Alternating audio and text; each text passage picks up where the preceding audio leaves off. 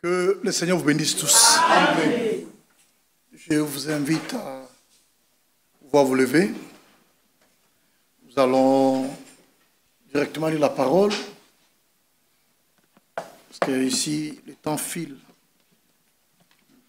Nous sommes toujours dans notre sujet sur l'inévitable jugement. Nous l'avons introduit le mardi et on commencera à bâtir aujourd'hui, Dieu voulant. Nous prenons Ecclésiaste 12, versets 15 à 16. Ecclésiaste 12, versets 15 à 16. Nous allons lire.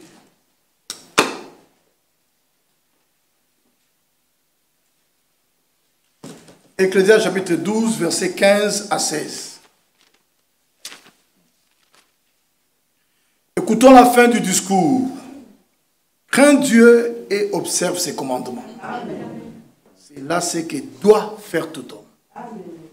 Donc vous comprenez que la crainte de Dieu n'est pas une requête, mais c'est un devoir. Amen. On n'a pas dit cela ce que peut faire tout homme, mais c'est là ce que doit faire tout homme. Craindre Dieu est un devoir. Car Dieu amènera toute œuvre en jugement, au sujet de tout ce qui est caché, soit bien, soit mal. Et nous lisons dans Hébreux 9. 27 et puis le verset 28. Il est écrit ceci. Et comme il est réservé aux hommes de mourir une seule fois, après quoi vient le jugement. Comprenez que l'Ancien et le Nouveau Testament, c'est un tout. Il n'y a pas de contradiction. Ce que l'Ancien Testament a dit là, le Nouveau Testament le confirme. Donc on a parlé du jugement là-bas. Et ici, il est aussi question du jugement. Il est réservé aux hommes de mourir une seule fois. Après quoi vient le jugement. De même, Christ, qui s'est offert une seule fois pour porter les péchés de plusieurs, apparaîtra sans péché une seconde fois à ceux qui l'attendent pour leur salut. Amen. Notre Dieu et notre Père céleste, venons d'ouvrir cette Bible et nous avons lu. Mais la révélation vient de toi. Puisse te descendre, Seigneur, et enseigner ton peuple ce soir, qu'il puisse pénétrer les mystères du royaume des cieux, au nom du Seigneur Jésus-Christ. Amen. Amen. Veuillez vous asseoir.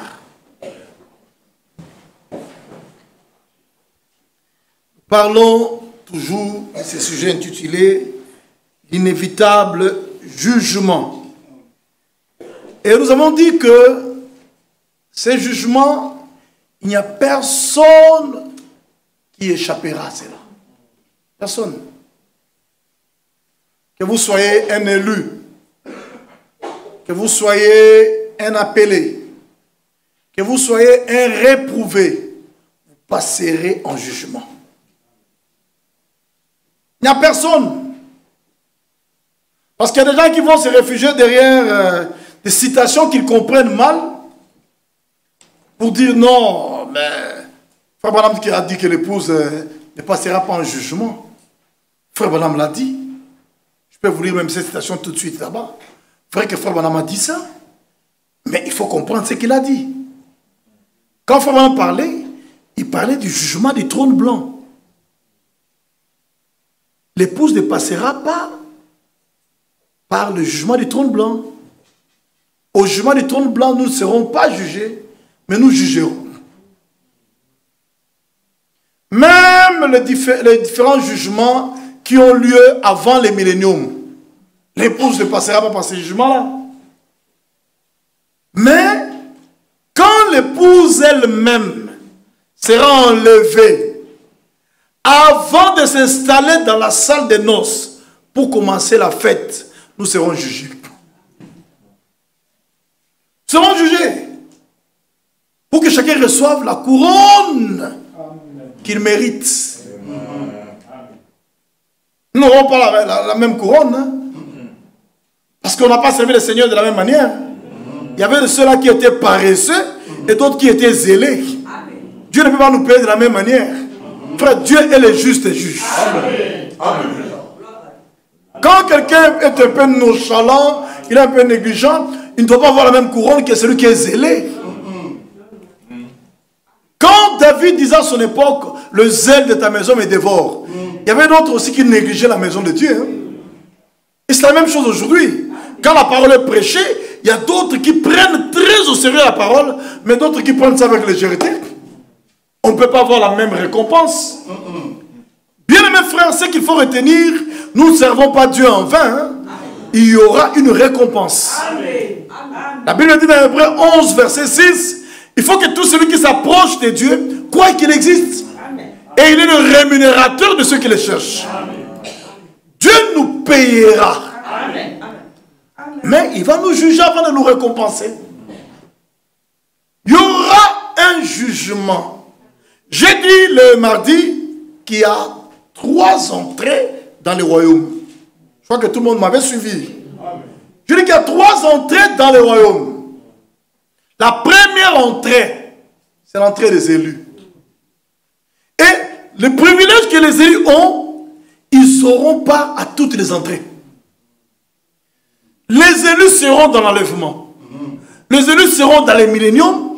Les élus seront dans l'éternité. Amen. C'est que les élus auront part à toutes les promesses. C'est pourquoi quand Dieu fait de toi un élu, Amen, il faut glorifier Dieu. Amen. C'est un privilège. Tu verras même les apôtres quand ils parlaient, tu verras Paul, il parle de la foi des élus. Amen. Tu verras Pierre, la foi des élus. Donc quand nous prêchons là, pour nous c'est comme si tout le monde était élu. Mais quand la parole est prononcée, quand la parole est proclamée, il se dégage toujours 3 groupes. Les élus sont là, les appelés sont là, les réprouvés aussi sont là. Dans cette salle ici, il y a des élus de Dieu. Amen. Dans cette même salle, il y a des appelés. Amen. Toujours dans la même salle ici, il y a aussi des réprouvés. C'est que dès que nous sommes assis là, il y a des gens qui vont aller dans les temps ardents de feu de soufre. Ici. Ça ne se dessine pas sur le visage. Je peux voir même le visage de quelqu'un qui a l'apparence de la piété, plus que même un élu. Mais il ira en enfer. Hein? Et un autre, il peut être aussi très élevé là, mais c'est un appelé. Il n'ira pas dans l'enlèvement. Mais les élus aussi sont là. Et les élus se contentent de la volonté parfaite de Dieu. Un appelé peut se contenter de la volonté permissive. Mais un réprouvé, ni la volonté parfaite, ni la volonté permissive, ça ne le concerne même pas. Lui, il est totalement opposé à ce que la parole de Dieu dit. Ça, c'est un réprouvé. Il y a 3 entrées dans le royaume. Je parle des entrées physiques. Aujourd'hui, par la foi, par notre nouvelle naissance, nous sommes dans le royaume. C'est par la foi. Mais n'oubliez pas que la Bible dit aussi, c'est en espérance que nous sommes sauvés. C'est-à-dire que nous sommes sauvés dans notre âme, mais nous attendons la rédemption de notre corps. C'est vrai. Et cette rédemption de notre corps aura lieu quand le Seigneur viendra lors de sa seconde venue. Quand le corruptible revêtira l'incorruptible. Le mortel revêtira l'immortel. Et la mort sera engloutie dans la victoire. Aujourd'hui, nous sommes sauvés, mais nous tombons encore malades. Parce qu'il y a des choses qui manquent encore. Et le Saint-Esprit a été versé dans nos âmes comme un acompte.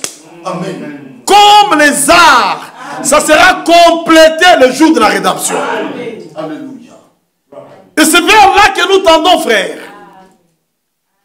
La première entrée dans le royaume, c'est l'entrée des élus. Et tous les élus, depuis Adam, puisque Adam c'est un élu, tous les élus depuis Adam, jusqu'au tout dernier qui entrera ici avant l'enlèvement, ils seront dans l'enlèvement. Et ils entreront physiquement lors de l'enlèvement. Mais quand nous entrerons, avant de s'asseoir dans la salle des noces et commencer à fêter, nous serons jugés. Mais ce qui est merveilleux, dans le jugement des élus, il n'y aura pas de condamnés. Alléluia. C'est ça l'avantage. Tous les autres jugements là, il y aura des condamnés. Hein? Mais le jugement des élus, il n'y aura pas de condamnés. C'est que notre jugement se fera pour que chacun reçoive ce qu'il aura mérité. Amen. C'est que Dieu te jugera par rapport au travail que tu as accompli dans le royaume de Dieu. Amen. Comment est-ce que tu as servi le Seigneur C'est ça. dans son royaume? C'est ce qui compte. Dieu ne compte pas les bonnes œuvres que vous avez faites quand vous étiez païen. Ça ne préoccupe même pas Dieu. Ce que Dieu compte, c'est depuis le jour où vous êtes né de nouveau. Là, en naissant de nouveau, vous devenez une partie du royaume de Dieu. Et Dieu vous prend en charge. Et il commence à compter. C'est comme un enfant dans le naturel. Est-ce que tu peux compter ton enfant quand il n'est pas encore né?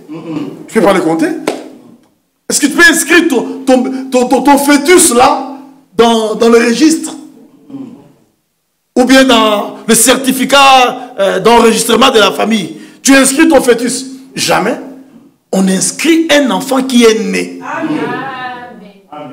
C'est cela, frère. Et Dieu commence à compter quand tu nais de nouveau. En ce moment-là, Dieu te prend en charge. Gloire à Dieu. En ce moment-là, si tu commets une erreur, Dieu peut te frapper. Oui. Puisque Dieu châtie le fils qu'il aime. Tu ne vas pas châtier ton enfant qui est dans le ventre. Tu vas le châtier comment? Puisque tu ne le connais même pas. Tu ne connais même pas sa figure. C'est l'enfant qui est né que tu peux. Donc tu peux prendre soin de lui. Quand il grandit, commet une faute, tu peux le châtier. C'est ça, bien aimés frères et sœurs. C'est pourquoi la nouvelle naissance est une obligation divine. Hein? Frère, maintenant, la prochaine prédication intitulée « Vous devez naître de nouveau ». Et le Seigneur a dit à Nicodème, ne te trompe pas de ce que je t'ai dit, il faut que vous naissiez de nouveau.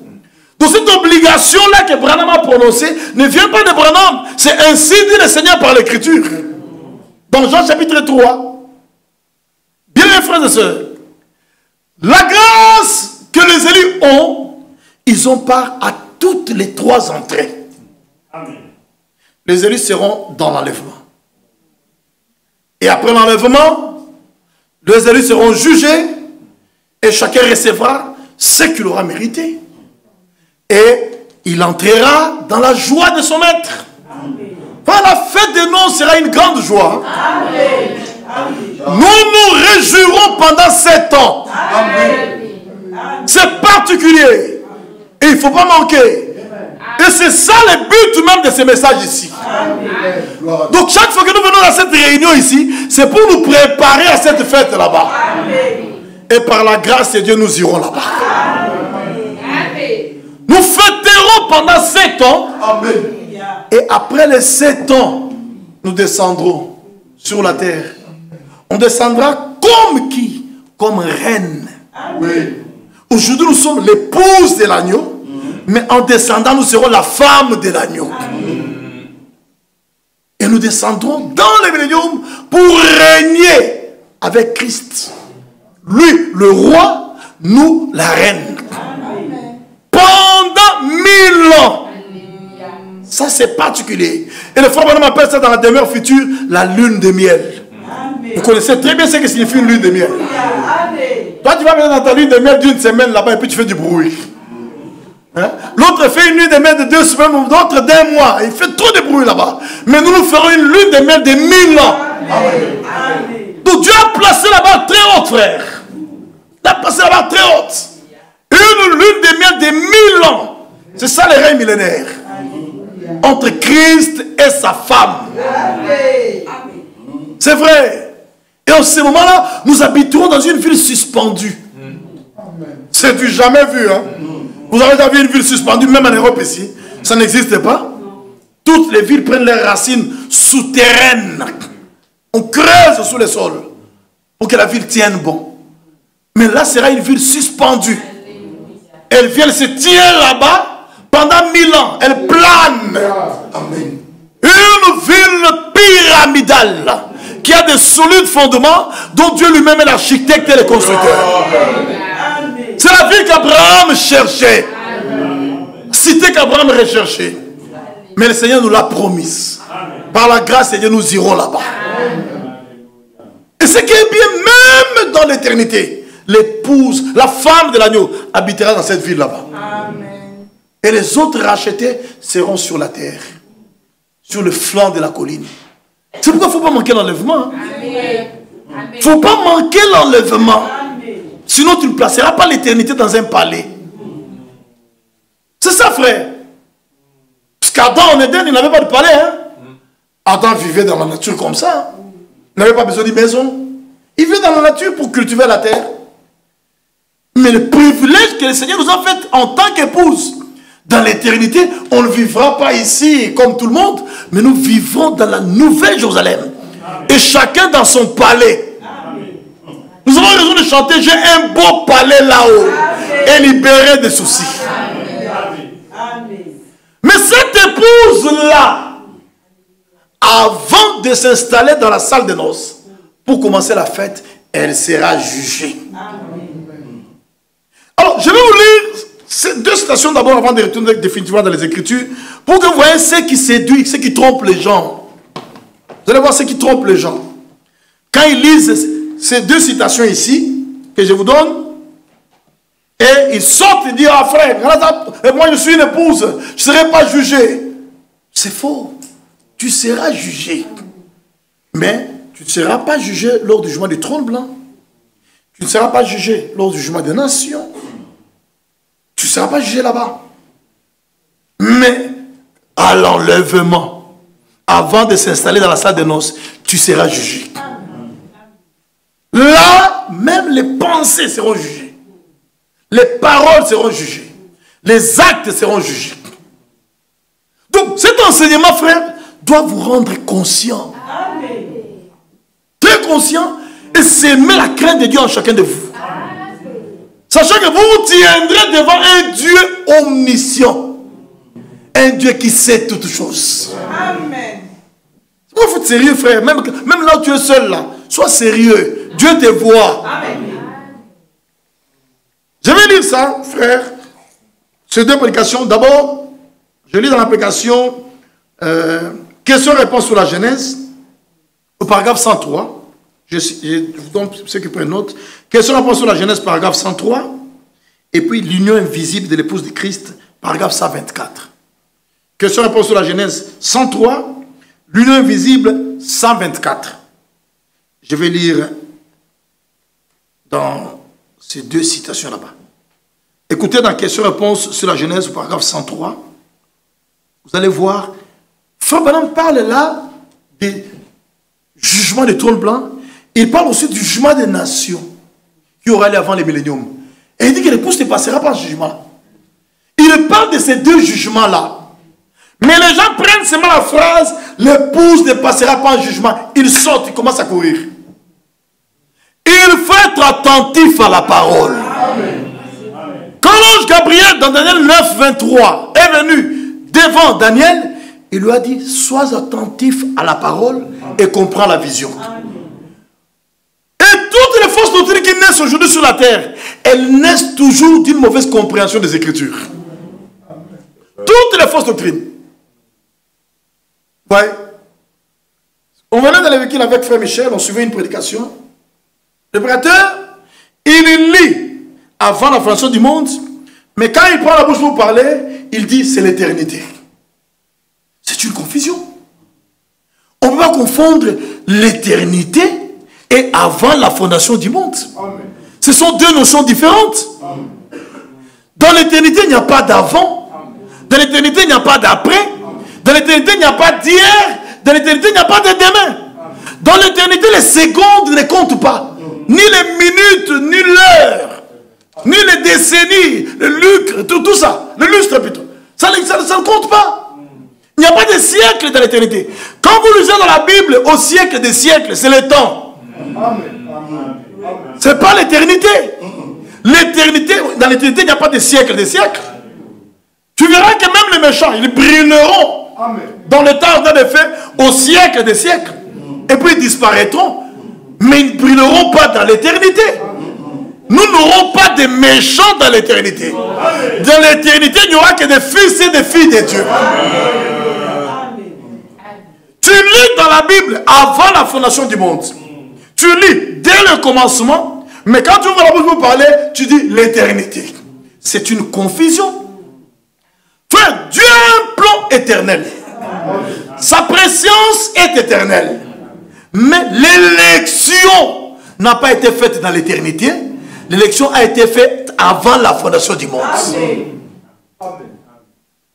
Nous avons été élus par Dieu avant la fondation du monde. Même l'agneau de Dieu n'a pas été immolé dans l'éternité. Il a été immolé avant la fondation du monde. Amen. Il faut être précis dans les choses de Dieu. Sinon vous allez embrouiller. Croyant pouvoir prêcher la vérité, mais vous n'avez pas prêché la vérité. C'est cela, bien mes frères et sœurs. Et Dieu, dans sa pensée, Dieu, par sa préscience, il nous avait déjà vus. Et je vous dis que même dans la pensée de Dieu, il voit tout le monde déjà parfait. Amen. Mais dans la réalité, nous ne sommes pas encore parfaits. Nous tendons vers le parfait. Ça, il faut le savoir. Dieu, quand il regarde, il balaye le temps, puisque Dieu, lui, il est dans l'éternité. Dieu n'est pas dans le temps, Dieu est dans l'éternité. Mais quand il regarde, il balaye, il va jusque-là. Il nous voit déjà accomplis, parfaits, puisque c'est en Christ que Dieu nous voit. Mais, dans la réalité, dans l'accomplissement, nous bronchons encore. Nous tendons vers les parfaits. Il nous arrive de broncher d'une manière ou d'une autre. On se répand, on se bat. Mais par la grâce de Dieu, nous atteindrons la perfection. Amen. Donc, bien mes frères et sœurs, ce sont des choses qu'il faut comprendre. Il faut connaître. Écoutez. Je lis la question-réponse sur la Genèse, paragraphe 103. Écoutez. Question-réponse sur la Genèse. Voilà.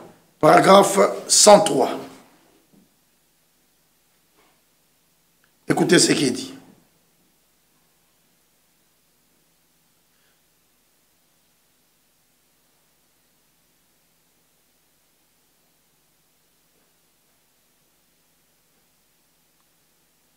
Donnez-moi une minute, le temps de retrouver ça. Question-réponse sur la Genèse.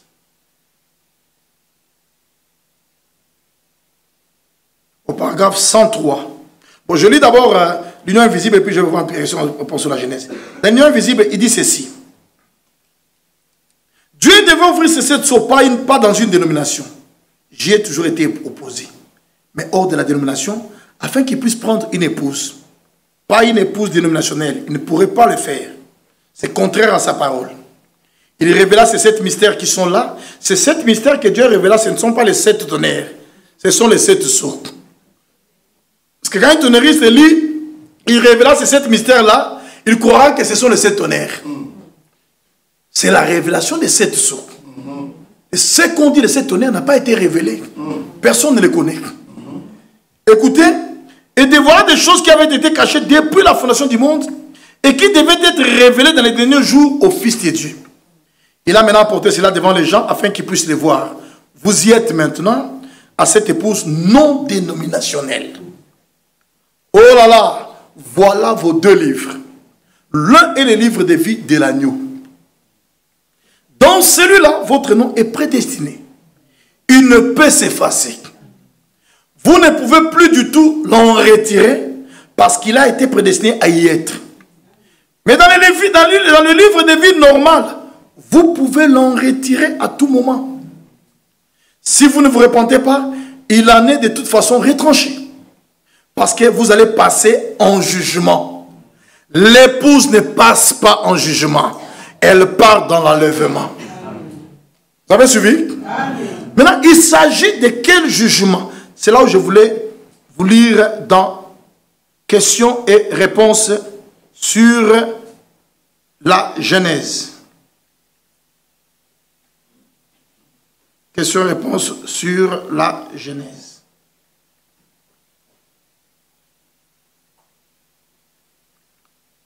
J'ai le paragraphe 103.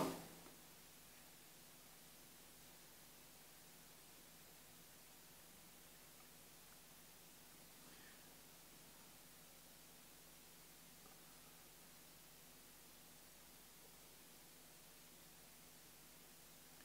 Écoutez ce qui est dit.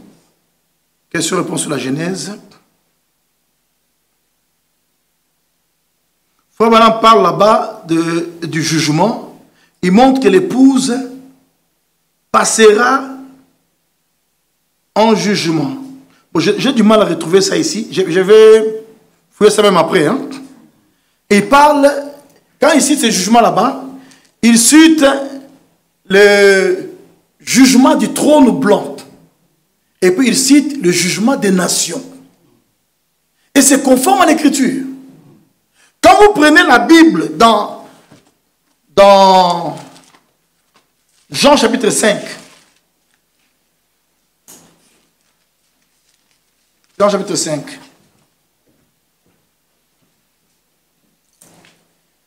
écoutez au verset 24 et puis le verset 28 à 29.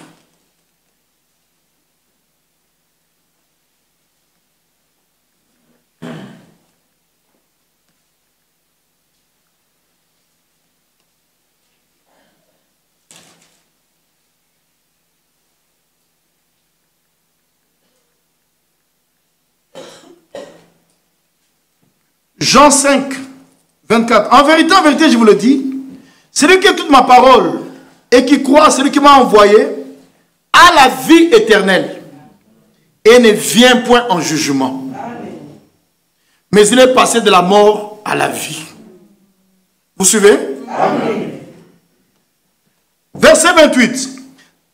Ne vous étonnez pas de cela, car l'heure vient où tous ceux qui sont dans les sépulcres entendront sa voix et en sortiront. Ceux qui auront fait le bien ressusciteront pour la vie, mais ceux qui auront fait le mal ressusciteront pour le jugement. Donc ici on parle de deux résurrections. La résurrection pour la vie et la résurrection pour le jugement. Et vous aurez l'impression que ceux qui ressuscitent pour la vie ne seront pas jugés. Tout le monde sera jugé. La résurrection pour la vie, c'est la première résurrection. Et la résurrection pour le jugement, c'est la deuxième résurrection. Il s'agit de quel jugement? Le jugement du trône blanc. Ou, autrement appelé, le jugement dernier. Ce jugement-là aura lieu après le millénium. C'est là qu'il y aura le jugement du trône blanc. Et lors de ce jugement du trône blanc, l'épouse ne sera pas jugée là-bas. Parce qu'elle a déjà été jugée. Elle a été jugée et couronnée. Et en ce moment-là, c'est l'épouse qui s'installera aussi pour juger. C'est vrai, frère. Alors, je voulais que l'église qui me suit, même en ligne, comprenne que tous ceux qui ont vécu sur cette terre passeront en jugement. Tous, sans exception.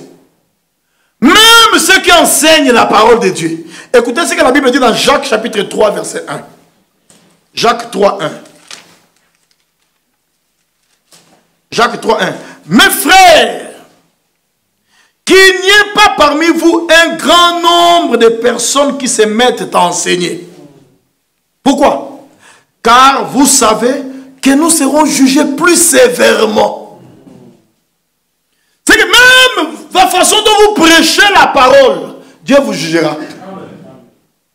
C'est pourquoi, frère, dans le royaume de Dieu, ne développez jamais des caprices.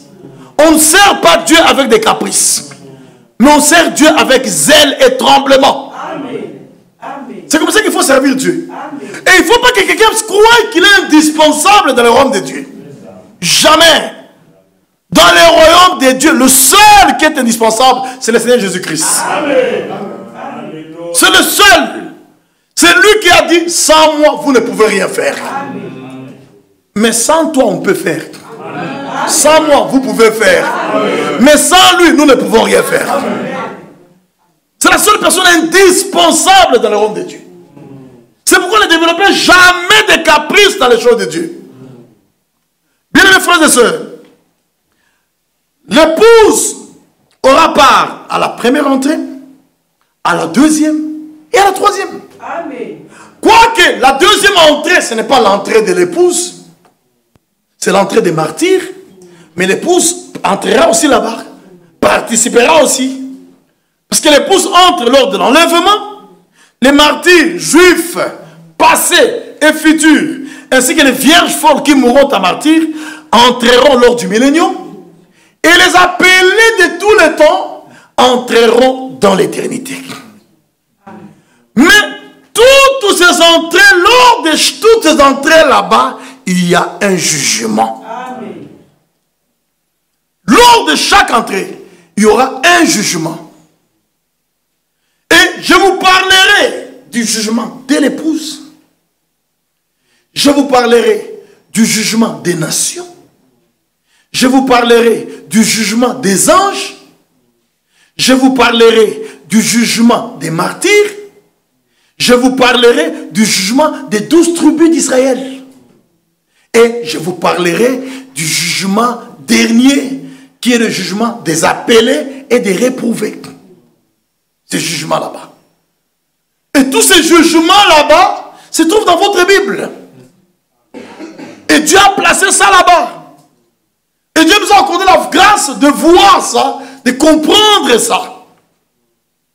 Et à partir d'aujourd'hui, nous attaquerons le jugement qui nous concerne. Nous qui? Nous les élus. Amen. Ça nous concerne. Si toi tu n'es pas élu, peut-être toi tu seras vierge folle, alors toi tu te mets à la deuxième position là-bas. C'est que toi tu attends les milléniaux. Mais nous les élus, nous attendons l'enlèvement. Et dès que nous aurons part à l'enlèvement, nous régnerons aussi sur la terre. Et nous vivrons aussi éternellement. C'est pourquoi c'est un grand privilège. Et puis vous allez remarquer, frère, un homme normal ne peut pas ridiculiser sa femme. Non.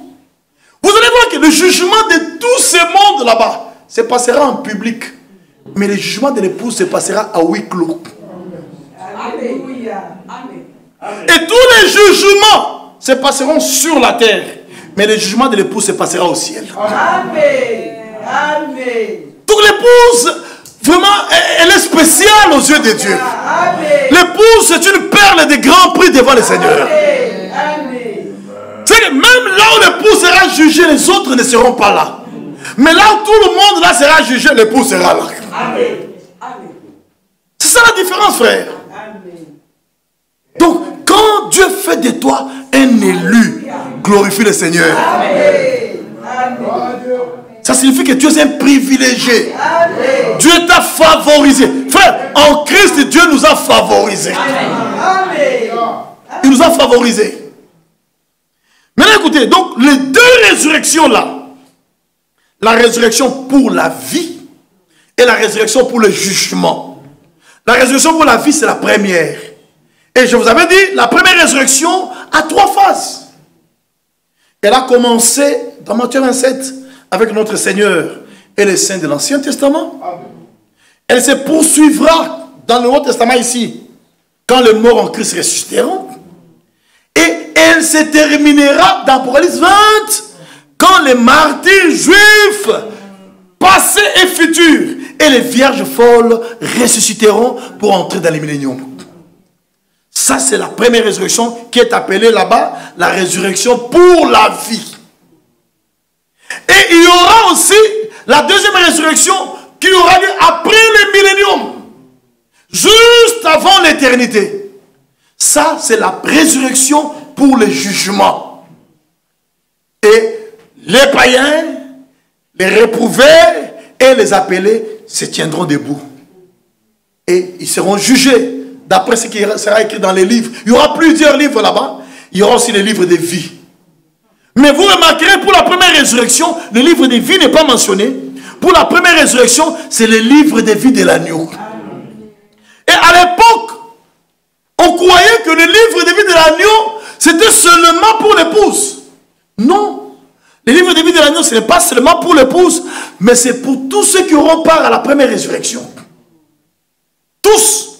Frère Franck l'a clairement dit.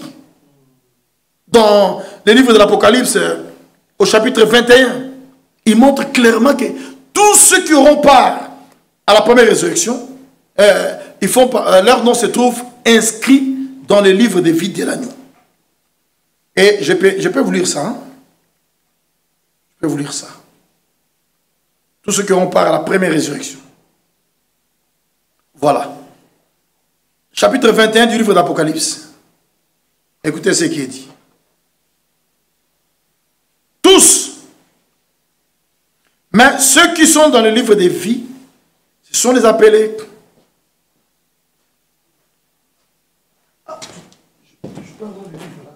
Ah voilà, merci. Moi je l'ai ici, puisque la page que je vous donnerai ici dans ma tablette, ce n'est pas la même page que dans les livres. C'est pourquoi j'ai demandé les livres. Dans la tablette, je l'ai déjà retrouvé, mais je ne peux pas vous donner ce qu'il y a dans la tablette là-bas. Voilà. Apocalypse chapitre 21, je vous donne ce qu'il y a dans les livres ici. Ça c'est la traduction Krefeld. Hein? Parce que les pages aussi diffèrent de la traduction suisse que Frère Baril avait traduite à l'époque là-bas. Voilà. À la page 136, ici. Il dit, il est nécessaire. Il lit Apocalypse chapitre 21, versets 26 à 27. On dit, on y apportera la gloire et l'honneur des nations. Il n'entrera chez elle rien d'essuyé, ni personne qui se livre à l'abomination et au mensonge. Il n'entrera que ceux qui sont écrits dans les livres des vies de l'agneau. C'est que dans la Nouvelle Jérusalem, même dans la Jérusalem terrestre, renouvelée pendant les milléniums, c'est là qu'il est question. Parce que ces gens-là, les vierges folles et les 144 000, seront dans le temple, dans la Jérusalem terrestre, qui sera renouvelée. Parce que la Jérusalem terrestre ici, dans le millénium, elle ne sera pas exactement ce qu'elle est ici. Elle sera renouvelée selon le format indiqué dans Ézéchiel. Ézéchiel en parle déjà comment cette ville sera dans le millénium. Ce sera une Jérusalem terrestre renouvelée, mais au-dessus d'elle, il y aura la nouvelle Jérusalem. Maintenant, écoutez. Il dit, il est nécessaire de faire ressortir clairement encore une fois la différence qu'il y a entre ceux qui sont inscrits dans le livre des vies et ceux qui sont inscrits dans le livre des vies de l'agneau. Ceux qui ont part à la première résurrection, qu'ils soient dans la Jérusalem céleste ou dans la terrestre, leur nom se trouve dans tous les cas dans les livres des vies de l'agneau. Ces noms-là ne peuvent pas être effacés ou retirés. C'est par sa préconnaissance ou sa préscience que Dieu pouvait les prédestiner. Voilà. Donc, c'est clair. Dans les livres de vie de l'agneau, on croyait à l'époque, puisque Frère Branham, il y a une citation de Frère Branham où il dit, il appelle les livres de vie de l'agneau les livres de l'épouse. Il y a une citation, ça. Il appelle ça les livres de l'épouse. Alors les gens ont déduit que c'est seulement l'épouse qui est là-dedans.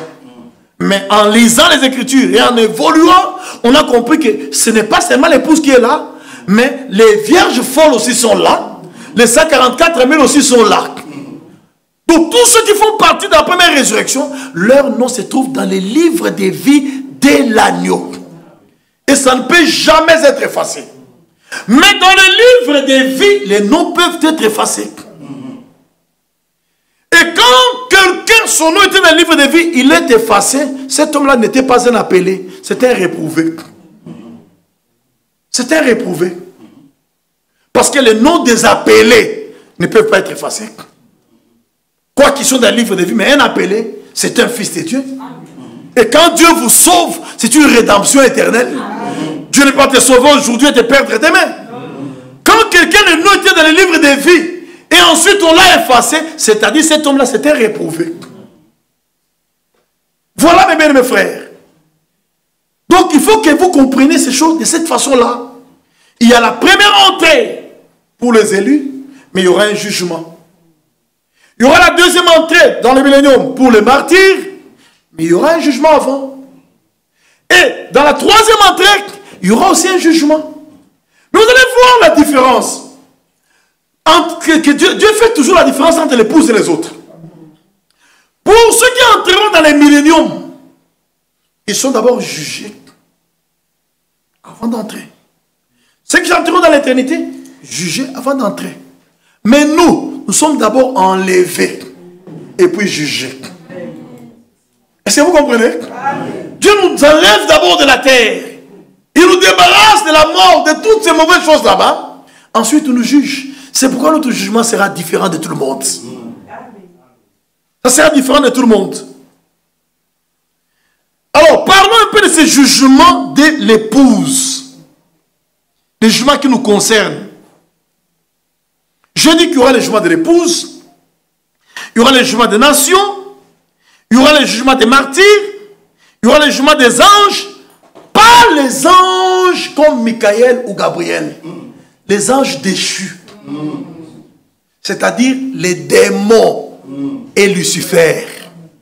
C'est-à-dire Lucifer et les démons qui se sont révoltés contre Dieu, ils seront jugés. Et vous connaissez qui vont les juger? Ce sont les saints. Donc vous et moi, nous jugerons. Donc Lucifer se tient là devant, on le juge. Quel privilège. Cet homme qui nous menaçait tout ce temps ici, qui nous flanquait la grippe, qui nous flanquait le coronavirus, mais il se tiendra devant nous là-bas, avec la tête baissée là-bas, et nous le jugeons. Après là, il va dans l'abîme. 1000 ans. Pendant que nous régnons là-bas, lui il est emprisonné. Parce que le Seigneur n'acceptera pas de régner avec l'adversaire là-bas. Puisque le millénium ne sera pas une république. Le millénium sera le royaume de Dieu sur la terre. C'est dans la république qu'il y a la démocratie avec deux courants de pensée. Mais dans le royaume, il n'y a pas deux courants de pensée. Le royaume est une monarchie. C'est ce que le roi dit qui est exécuté. Et dans le millénium, ce sera le roi des Juifs, le fils de David, qui sera sur le trône. Et c'est sa volonté qui sera faite sur toute la terre. C'est ça la vérité, bien aimés frères et sœurs. Maintenant, écoutez s'il vous plaît. Il y aura donc le jugement de l'épouse, le jugement des nations, le jugement des martyrs, le jugement des anges, c'est-à-dire les anges déchus, le jugement des 12 tribus d'Israël. Et le jugement de l'épouse aura lieu lors de l'enlèvement. C'est-à-dire après l'enlèvement. Quand l'enlèvement s'est fait, on rencontre le Seigneur dans les airs, il nous prend, il nous amène au ciel. Et quand on arrive au ciel, la salle de noces qui est déjà préparée là-bas, avec une table kilométrique, on l'a toujours dit, mais c'est Karine, tu as vu, hein? Une table kilométrique, elle ne parvenait pas à voir la fin de cette table là-bas. C'est-à-dire que ce que nous prêchons est la vérité. On parlait de cela avant qu'elle le voie. Ce n'est pas parce qu'elle a vu que nous avons cru. Nous avons cru parce que c'est écrit. Vous voyez? Dieu a permis qu'elle voie pour que nous puissions nous rassurer davantage que ce que nous croyons est la vérité. C'est vrai, frère. Avant de s'asseoir autour de cette table-là kilométrique, la table-là dorée, pour commencer à manger avec Abraham, Isaac et Jacob, amen, et tous les prophètes, les apôtres et les saints de tous les temps, oui, avant que cela n'ait lieu, chacun de nous passera en jugement. Amen. Chacun de nous. Le berger, votre berger ici, il sera là, on le juge, vous êtes là. On le juge. C'est pourquoi on ne joue pas. Hein?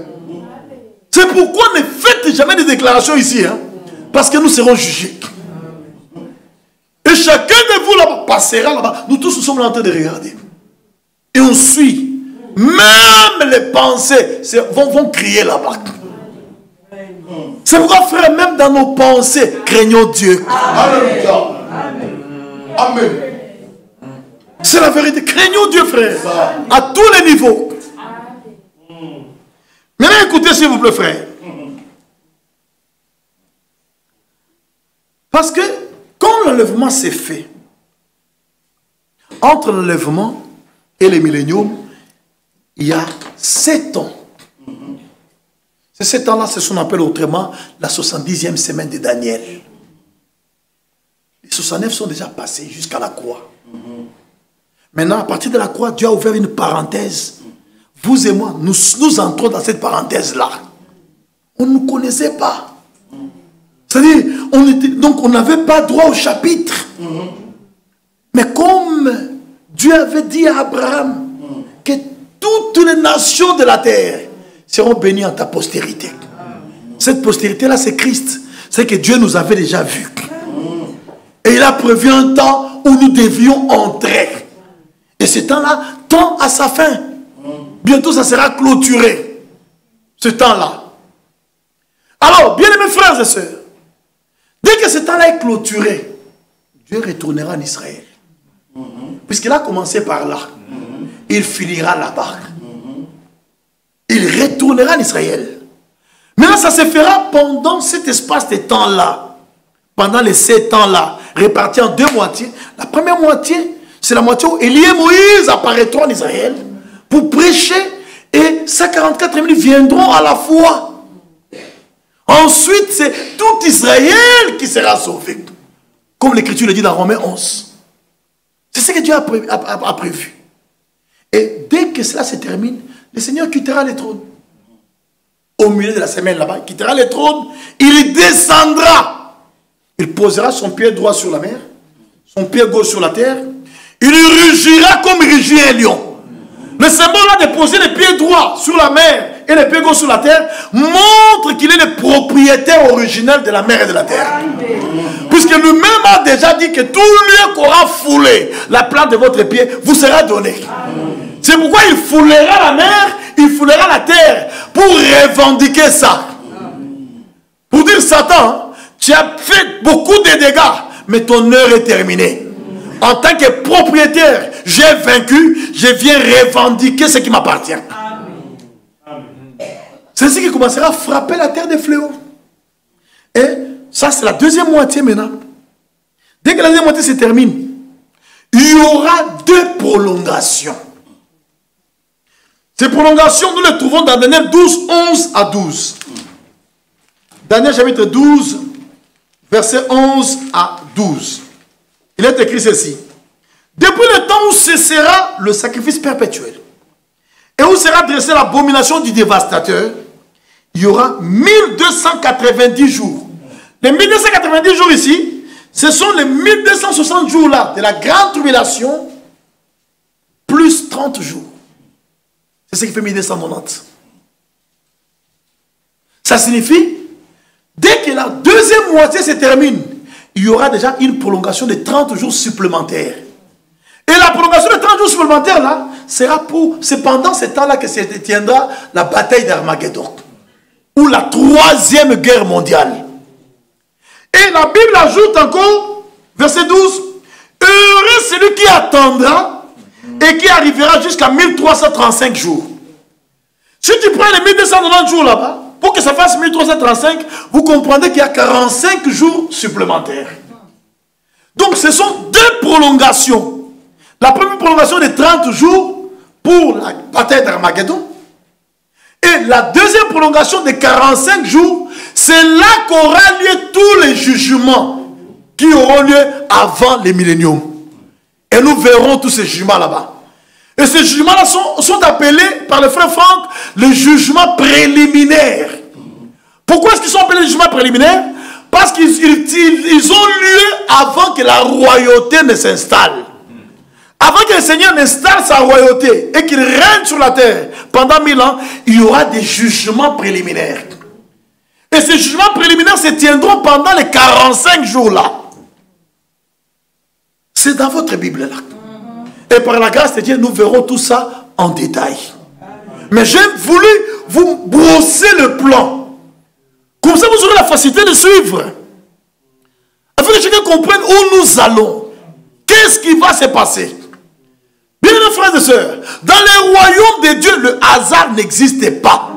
Dieu agit conformément à son plan. Et aucune parole de Dieu ne fera défaut. Tout ce qu'il a arrêté, il l'exécutera. Rien ne fera défaut. Mais avant que ce jugement préliminaire n'ait lieu là-bas, il y a d'abord l'enlèvement de l'épouse. Et vous et moi ici à Bruxelles, chaque jour quand nous venons dans cette salle, c'est pour cet événement-là. Amen. Amen. Si tu viens ici et tu manques l'enlèvement, tu as manqué le but.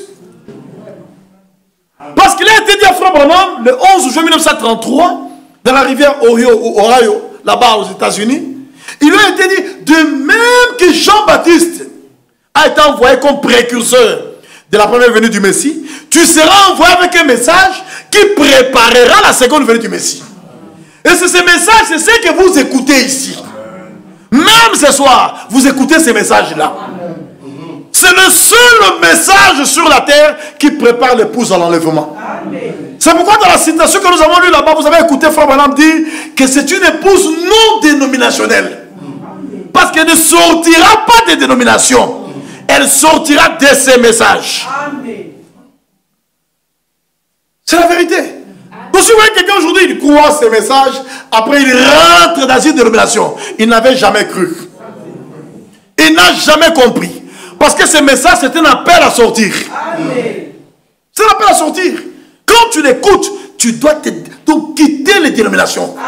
Et tu n'auras plus jamais le désir d'y retourner. Frère, je vous dis, il n'y a rien de bon dans les dénominations. Aujourd'hui, ce que la Bible appelle la vérité présente, c'est ce message biblique du temps de la fin. C'est ça la vérité présente. Écoutez s'il vous plaît, frère. Quand l'épouse s'assiera, avant qu'elle s'asseye dans la salle de noces, il y aura ces jugements. Et le Seigneur l'a montré. Remarquez, si vous prenez Matthieu 25, 14 à 30, prenez ça. Matthieu 25, 14 à 30. Dans Matthieu 25, vous trouvez là-bas, d'abord au début, la parabole des 10 vierges. Il y a les sages qui entrent et les folles qui passent par la tribulation où il y a des pleurs et des grincements des dents. Et directement après, à partir du verset 14, on donne la parabole des talents. Dieu montre comment il va récompenser les siècles. Mais il va les récompenser après avoir rendu compte. Est-ce que vous comprenez? Donc, ils seront récompensés après avoir rendu compte. C'est-à-dire qu'avant que chacun reçoive sa récompense, il doit d'abord être jugé. C'est ça. C'est ça le jugement de l'épouse. Maintenant, écoutez. Il en sera comme d'un homme qui partant pour un voyage appela ses serviteurs et leur remit ses biens. N'est-ce pas que même le serviteur fidèle et prudent, il a été établi sur tous ses biens? N'est-ce pas? Amen. Mais quel bien? La parole avec toutes ses promesses. Amen. Frère, je vous dis que la parole de Dieu, les promesses de Dieu, c'est une grande richesse. Amen. Que nous possédons. Et cet homme-là, qui n'est pas loin de chez vous ici, Dieu lui a accordé la grâce d'être établi sur tous ses biens. C'est que Dieu lui a accordé la grâce d'avoir une introduction approfondie dans les richesses de la parole de Dieu. C'est pourquoi il peut s'élever aujourd'hui et dire au monde entier, je vous ai annoncé tous les conseils de Dieu. Amen. Il peut parler comme Paul l'avait dit dans Acte 20. Amen. Je vous ai annoncé tous les conseils de Dieu sans en rien cacher. Oui. Dites-moi aujourd'hui qu'est-ce qui est encore caché. En dehors de ce qu'on dit les 7 tonnerres. Parce que ça ne nous concerne pas. Dites-moi, citez-moi un thème de la parole qui n'a pas été élucidé. Frère, nous sommes un peuple très riche. Toutes les richesses de la parole nous ont été données. Et nous devons être reconnaissants à Dieu pour cela. Toutes les richesses de la parole, Dieu nous les a données. Nous ne manquons de rien dès que nous sommes là-bas. C'est pourquoi nous devons être sérieux dans les choses de Dieu. Dieu nous a tout donné. Donc aujourd'hui, si tu manques l'enlèvement, ce n'est pas la faute de Dieu. C'est ta négligence à toi. Tout a été donné. Qu'est-ce qui est caché? Dis-moi. Qu'est-ce qui est caché aujourd'hui? Dieu a donné la clarté sur toutes choses. Sur chaque thème, prenez le baptême. Prenez le lavage des pieds. Prenez le repas du Seigneur. Prenez la divinité. Prenez le ministère. Prenez l'enlèvement. Le millénium. Tout est clair. L'imposition des mains. Tout. Le jugement à venir. Tout est donné là-bas. Et maintenant, dis-moi, qu'est-ce qui manque? Et à celui à qui on a beaucoup donné, il lui sera aussi beaucoup demandé. Quand est-ce qu'il lui sera demandé? C'est lors du jugement. C'est lorsque nous serons appelés à rendre compte. Oui.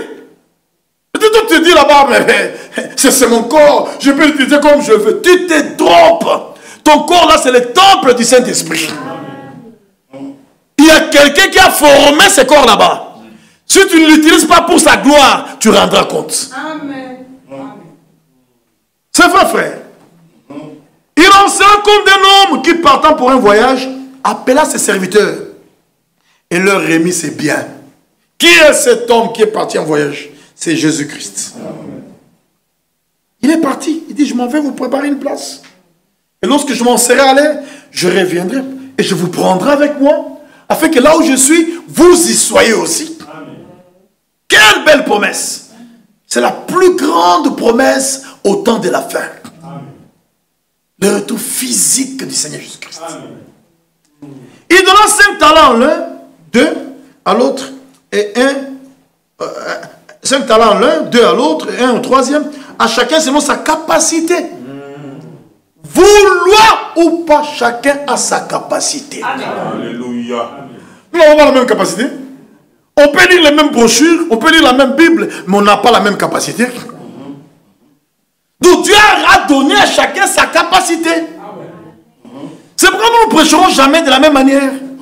Chacun a sa spécialité, selon la capacité que Dieu lui a donnée. Et il ne faut jamais imiter quelqu'un. Sois ce que Dieu a fait de toi. Parce que chacun de vous est une entité originale. Amen. Écoutez, frère. Aussitôt, celui qui avait reçu les 5 talents s'en alla, les fit valoir et gagna 5 autres talents. De même, celui qui avait reçu les 2 talents en gagna 2 autres. Celui qui n'en avait reçu qu'un alla faire un creux dans la terre et cacha l'argent de son maître. Longtemps après, le maître de ses serviteurs revint. C'est quoi? Le retour du Seigneur. Amen. Amen. Il revint, c'est le retour. Et leur fit rendre compte. C'est le jugement. Amen. Celui qui avait reçu les 5 talents s'approcha, en apporta 5 autres talents et il dit, Seigneur, tu m'as remis 5 talents. Voici, j'en ai gagné 5 autres. Écoutez la réponse. Son maître lui dit, c'est bien bon et fidèle serviteur. Tu as été fidèle en peu de choses, je te confierai beaucoup. Entre dans la joie de ton maître. C'est quoi? La première entrée. N'est-ce pas? C'est quel verbe qui est conjugué là-bas? Le verbe est entrer. Il s'agit d'une entrée. Entre dans la joie de ton maître. Donc, avant d'entrer dans la salle des noces, nous allons rendre compte. Vous allez voir au verset 22, celui qui avait reçu les 2 talents s'approcha aussi et dit, Seigneur, tu m'as remis 2 talents. Seigneur, tu m'as remis 2 talents. Voici, j'en ai gagné 2 autres. Ce maître lui dit, c'est bien, bon et fidèle serviteur. Tu as été fidèle en peu de choses, je t'ai conféré beaucoup. Entre dans la joie de ton maître.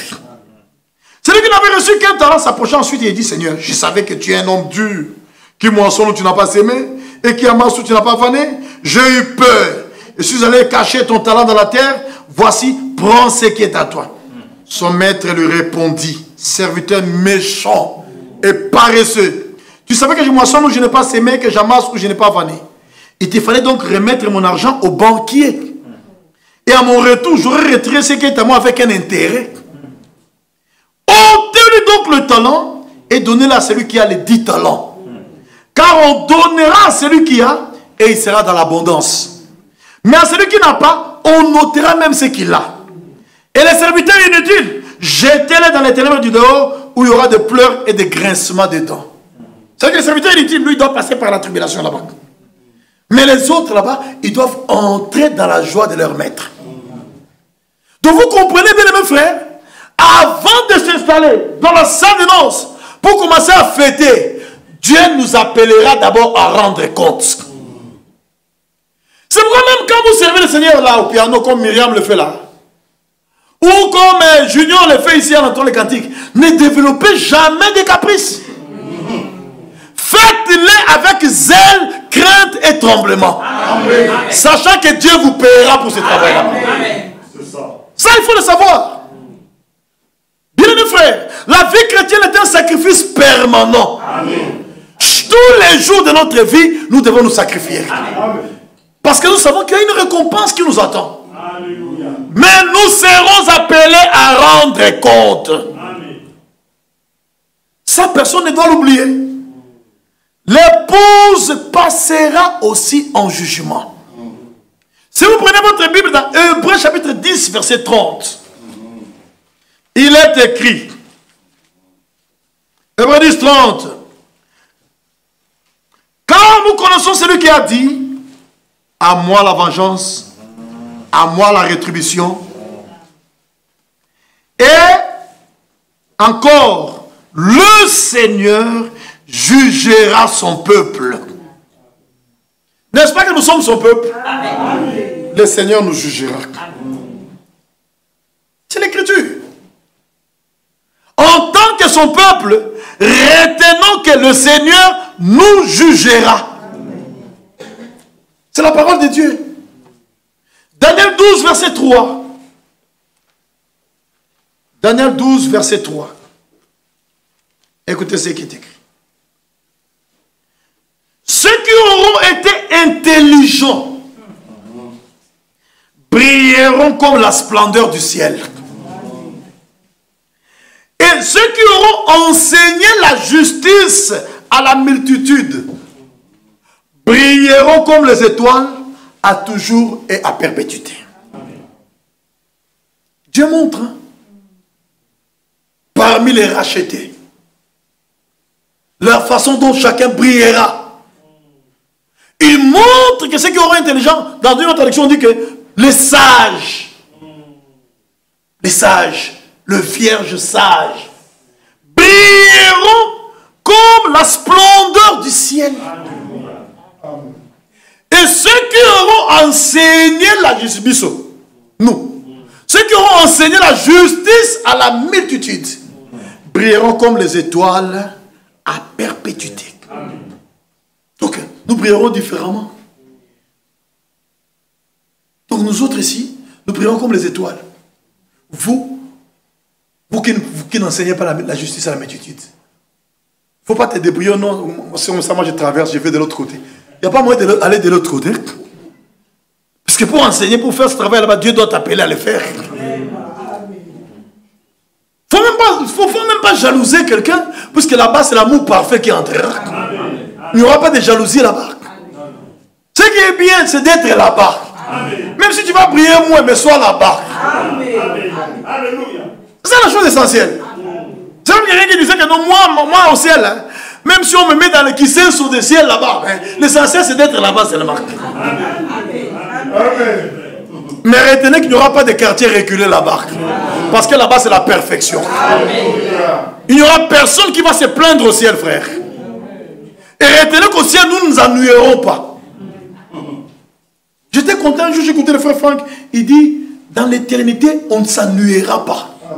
Puisque humainement parlant, quand nous raisonnons, nous disons, bon, après quand on arrive dans l'éternité, qu'est-ce qu'on fera? On va louer le Seigneur, on va chanter, ainsi de suite. Mais après avoir chanté, on fait, puisque moi j'ai déjà reçu des questions pour rien. Après avoir chanté, après on fait quoi? On commence à se regarder comme ça. Et les gens pensent qu'on va s'ennuyer là-bas. On ne s'ennuiera pas dans l'éternité. La nuit, c'est par rapport à ces corps d'humiliation. Dans l'éternité, nous n'aurons pas le corps d'humiliation. Nous aurons le corps glorifié. Il n'y a pas d'ennui dans le corps glorifié. C'est ce qu'il faut retenir.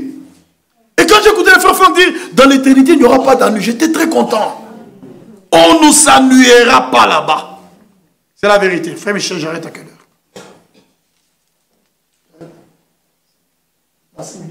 Dans 40 ans. Ok. Maintenant, écoutez, frère, on continuera le dimanche, Dieu voulant. Quand vous lisez dans 2 Timothée 4, le verset 1 et 8, je vais m'arrêter par là parce qu'on dit qu'il reste 5 minutes. 2 Timothée 4, verset 1 et puis le verset 8. Écoutez ce qui est dit.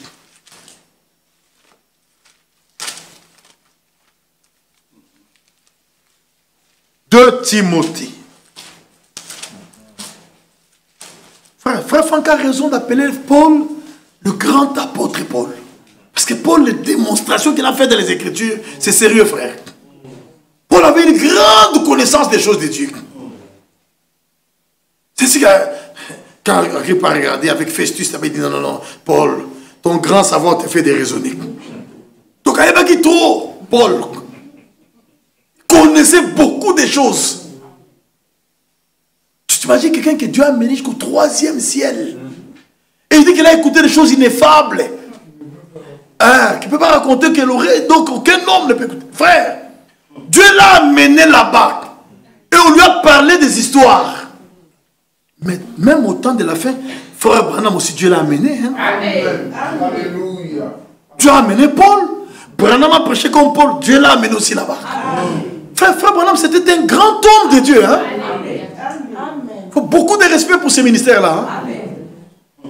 Écoutez, frère, je t'en conjure devant Dieu et devant Jésus-Christ. Quand quelqu'un lit ça, directement, il entre dans la punité des témoins de Jéhovah. Mais le verbe, la façon dont le verbe sera conjugué juste après, prouve tout à fait le contraire. Je t'en conjure devant Dieu et devant Jésus-Christ. En bon français, on dira quoi? Qui doivent. Mais on a dit qu'ils doivent. La Bible dit qu'ils doivent. Ça signifie que ce ne sont pas deux personnes. C'est la même personne. C'est que Jésus-Christ est le Dieu véritable. C'est lui le Dieu véritable. Il n'y a pas d'autre. Écoutez. Il dit, je t'en conjure devant Dieu et devant Jésus-Christ qui doit juger les vivants et les morts. Frère, lors du jugement de l'épouse, il y aura les morts en Christ. Il y aura aussi les vivants en Christ. Amen. Les vivants en Christ se trouvent parmi nous ici. C'est sûr aussi qu'il y a des morts en Christ parmi nous. Et ça, c'est que parmi nous aussi, il y aura des gens qui vont nous quitter avant l'enlèvement. Hein? Ah oui. Si Dieu a décidé que tu partes avant l'enlèvement, tu ne dois pas te plaindre. Il faut dire comme Paul, la mort m'est un gain. Amen. Amen. Écoutez s'il vous plaît. Il dit, je t'en conjure devant Dieu, devant Jésus-Christ qui doit juger les vivants et les morts. Au nom de son apparition et de son royaume. Donc ici, on montre deux événements. Il y a d'abord son apparition quand il viendra prendre son épouse. Ensuite, il y a le royaume millénaire. Et que ce soit lors de son apparition ou lors de son règne, il y aura les jugements qui vont précéder la part. C'est-à-dire, hein, ceux qui rencontreront le Seigneur, quand il paraîtra, ils seront jugés. Parce que la Bible dit qu'il doit juger les vivants et les morts. Le jugement est une obligation divine. Nous serons jugés.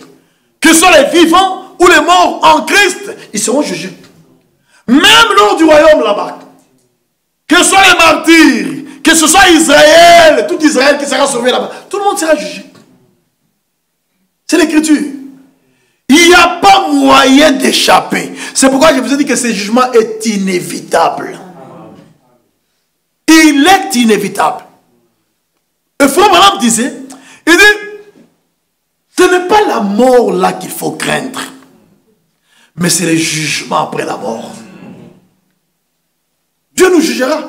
Vous savez même que dans Hébreux 13, verset 4, là où il est écrit que le mariage soit honoré de tous et le lit conjugal exempt de souillure. Qu'est-ce que la Bible ajoute? Car Dieu jugera les débauchés et les adultères. Vous comprenez, hein? C'est que même ce qui se passe dans les mariages, Dieu suit ça. Dieu suit ça. Tu te maries et tu peux le divorcer comme tu veux. Tu crois que tu ne rendras compte à personne. Tu rendras compte à Dieu. Même quand tu es fidèle à ta femme ou infidèle à ton mari, Dieu te jugera. Il n'y a pas moyen de s'en passer. Tu fais quelque chose, tu dis que non, ici, personne ne m'a vu. Même mon mari ne connaît pas. Tu gardes ça jalousement. Mais au jour du jugement, ça sortira. Ça sortira. Et Dieu, celui qui jugera, c'est celui qui connaît toutes choses. Amen. Tu vas nier comment? Qu'est-ce que tu vas cacher? Parce que lui, il sonde les reins et les cœurs. Amen. Parce que ces secrets-là, tu l'as gardé jalousement dans le cœur. Mais lui, il fait le sondage du cœur. Donc il va sonder et faire sortir ça. C'est pourquoi la solution, hein, craignez Dieu. Amen. C'est ça la solution, il n'y a pas d'autre solution. Écoutez frère, je t'engage devant Dieu, devant Jésus-Christ qui doit juger les vivants et les morts. Il doit. Et au nom de son apparition et de son royaume.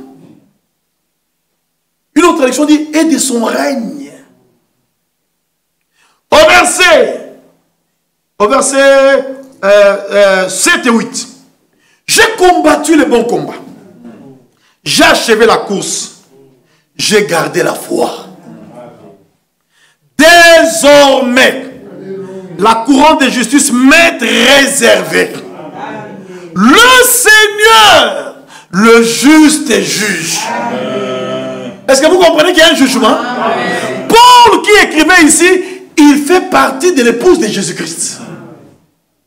Mais il dit, le Seigneur, le juste juge, me la donnera dans ce jour-là. Quel jour? Le jour de Christ. J'aimerais que je lise les jours là. Merci. Donc, le Seigneur, le juste juge, me la donnera dans ce jour-là. C'est quel jour? Le jour du Christ. Le jour du Seigneur Jésus-Christ. Le jour de la rédemption. C'est ce jour-là que l'homme atteindra la perfection. Mais cet homme qui atteindra la perfection, avant de commencer la fête, le juste juge le jugera. C'est ça la Bible, frère. Et il dit, le Seigneur, le juste juge me la donnera dans ce jour-là. Et non seulement à moi, Paul, mais encore à tous ceux qui auront aimé son avènement. Frère, il faut aimer la venue du Seigneur. C'est le seul espoir qui reste au monde. Il faut aimer la venue du Seigneur. Parce que quand il viendra, nous expérimenterons la délivrance, frère. Nous expérimenterons la rédemption de notre corps.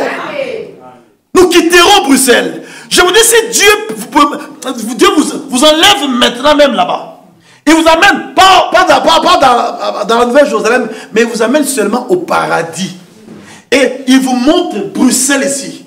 Frère, vous allez dégoûter. Vous trouvez que Bruxelles est trop sale. Trop sale. Parce que frère Branham, quand il est amené au paradis, il dit, les mots, les superlatifs me manquent pour décrire cet endroit. Il dit que si je dis que c'est beau, ce n'est pas ça le terme. Il dit que si je dis que c'est sublime, ce n'est pas encore ça le terme. Il dit, hein, je vous conseille seulement d'éviter les chemins qui mènent vers le bas. Prenez les chemins qui mènent en haut. Il a manqué de mots pour décrire la beauté qu'il a vue là-bas. Oh, là-bas, ce n'était pas la Nouvelle Jérusalem. C'était le paradis. Le paradis, c'est seulement une salle d'attente. Et si Frère pouvait fonder la salle d'attente à ce niveau là-bas, mais quand sera-t-il de la Nouvelle Jérusalem? La cité qui a des solides fondements, dont Dieu lui-même est l'architecte et le constructeur. Quand sera-t-il de ça? Oh, dans l'enlèvement, nous n'allons pas au paradis. Nous allons dépasser les paradis. Nous allons dans un pays qui est au-delà des étoiles. C'est vrai, frère. Nous allons dans le ciel même dans sa pureté. Et dans la Nouvelle Jérusalem, le seul endroit où le diable ne piétinera jamais. Parce que le diable est au ciel. Mais le diable n'entrera jamais dans la Nouvelle Jérusalem. Ça, c'est merveilleux. Frère Michel, je lis tu m'as déjà autorisé de lire le jour de Christ, les Écritures après le jour de Christ, hein, rapidement. Donc, quand on dit, le Seigneur, le juste juge me l'a donné en ces jours-là.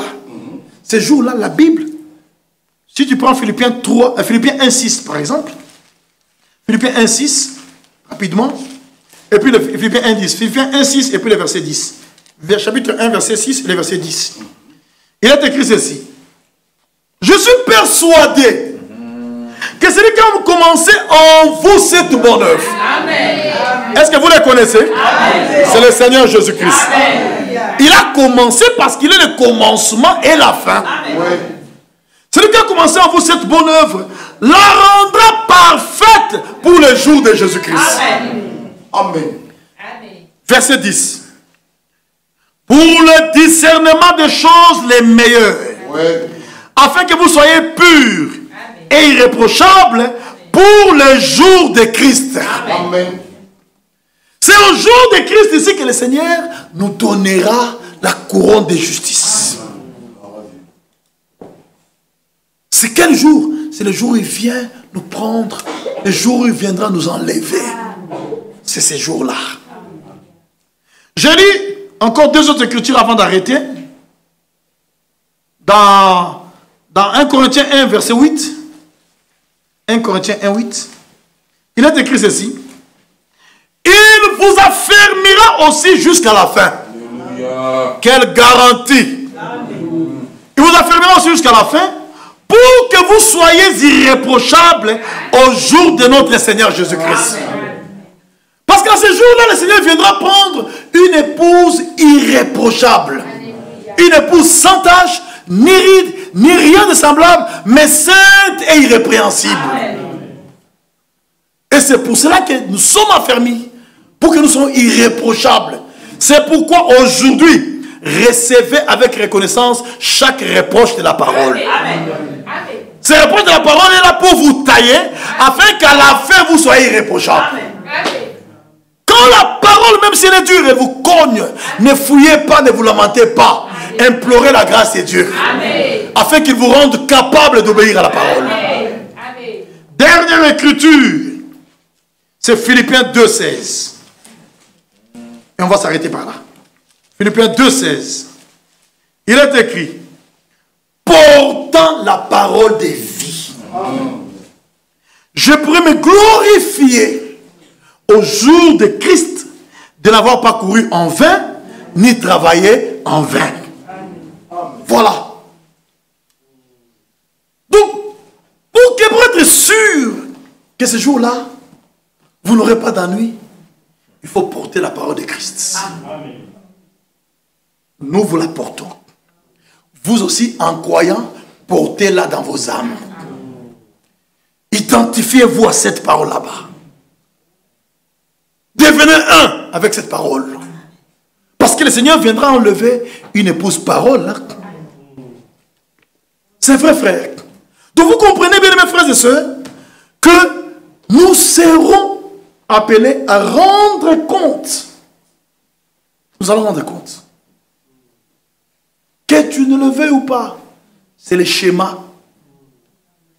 C'est pourquoi évitez de les laisser aller. Prenez au sérieux votre préparation. C'est vrai, frère. Dieu nous a tout donné. Et nous possédons toutes choses. Et à celui à qui on a beaucoup donné, il lui sera beaucoup demandé. C'est ce que le Seigneur a dit. Qu'est-ce que vous n'avez pas? Surtout vous à Bruxelles, si vous êtes visité. Hein? Cette église est visitée. Hein? Je vous dis, les ministres défilent. Vous avez déjà des bons ministres ici qui vous prêchent la parole de vérité. Des bons ministres. Vous en avez là. Et il y a d'autres qui viennent pour ajouter à cette construction. Donc vous ne manquez de rien. Vous n'avez pas droit à l'erreur. Ne jouez pas avec les choses sacrées, frère. Chaque jour que nous venons ici, ce n'est pas le brouillon, hein? C'est le propre. Amen. La vie au brouillon n'existe pas. Amen. Ce sont les interros là-bas, les examens, où tu fais sur le brouillon, et après, tu laisses le brouillon, tu es transcrit sur le propre. Mais ici, il n'y a pas de brouillon. Ce que nous faisons ici, c'est ça le propre. Amen. Et Dieu compte ça, et Dieu vous appellera en jugement. Que Dieu vous bénisse pour ce soir. Amen.